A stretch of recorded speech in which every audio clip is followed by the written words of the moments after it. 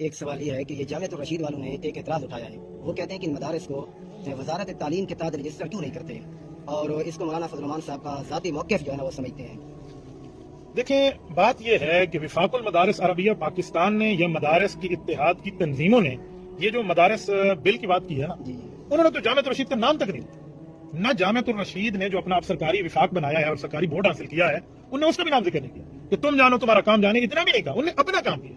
تو جب وفاق یا وفاق کا کوئی رہنما جامعۃ الرشید کو یا کسی سرکاری وفاق کو یا سرکاری بورڈ کو اپنا مد مقابل نہیں کہہ رہا, تو جامعۃ الرشید کو کیا حق پہنچے وہ ہمارے معاملات میں آ کر پاؤں اٹکائے؟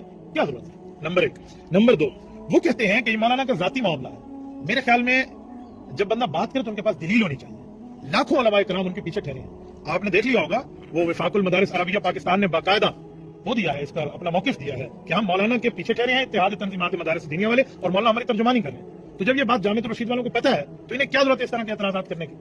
بلی تھیلے سے باہر نکالے, مولانا کے ساتھ مسئلہ کیا ہے, ایسا نہ کریں. نمبر 2, جو دوسری بات آپ نے کی ہے کہ وزارت تعلیم کے ساتھ رجسٹریشن لے لیں, یہ میرے خیال میں جن کے پاس نالج نہیں ہے نا, یا جن کو پتہ نہیں ہے, ان کو تو یہ بدھو بنا سکتے ہیں, انہیں یہ کہہ بھی سکتے ہیں, انہیں دھوکہ بھی دے سکتے ہیں کہ وزارت تعلیم. میں اس پر 2-3 باتیں کروں. وزارت تعلیم کے ماتحت اگر رجسٹریشن ہو جائے, جتنے اسکول ہیں, کالجز ہیں, یونیورسٹیز ہیں, یہ سارے وزارت تعلیم کے ساتھ رجسٹریشن میں شامل ہیں, تو مجھے بتائیں پوری دنیا میں ہمارا تعلیمی حساب سے کون سا نمبر ہے؟ اگر ہم وزارت تعلیم کے ساتھ رجسٹر اپنے آپ کو کر لیں, تو جو ہمارے اسکول کا لیول, کالج کا لیول, تعلیم کا لیول دنیا میں ہے, کہ پتہ نہیں ہم کون سے جا کے 50-60 نمبر پہ ہیں دنیا میں. یہی حال مدارس کا ہو جائے. حالانکہ مدارس خود مختار ہے, اور مدارس کی خود مختاری یہ ہے کہ وہ آج پہلے نمبر پہ دنیا میں پاکستان کے مدارس ہیں.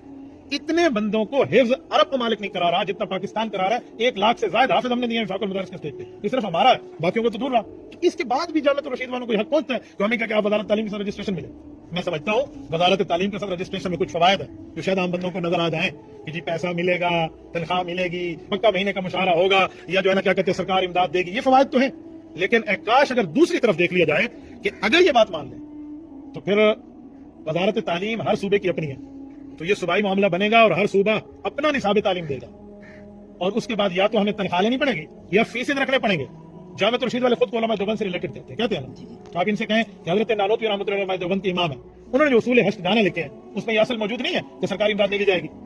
تو کس بنیاد پر وزارت تعلیم کی بات کرتے ہیں؟ کیا اس میں یہ چیز موجود نہیں ہے کہ اگر فیس دینے کی بات یا غالباً تنخواہ لینے کی بات اگر یہ ہو جائے تو رجوع اللہ ختم ہو جائے گا کہ پکا مجھے تنخواہ مہینے کا مل رہا ہے, میں کو طلبہ کے ساتھ محنت کروں؟ کیا اس میں چیز موجود نہیں ہے کہ جو ہے نا کیا کہتے ہیں جو ہمارے ساتھ سرکاری مداخلت آ جائے گی تو سرکاری مداخلت پہ ہمارا نظام تعلیم علماء نہیں بنا پائیں گے؟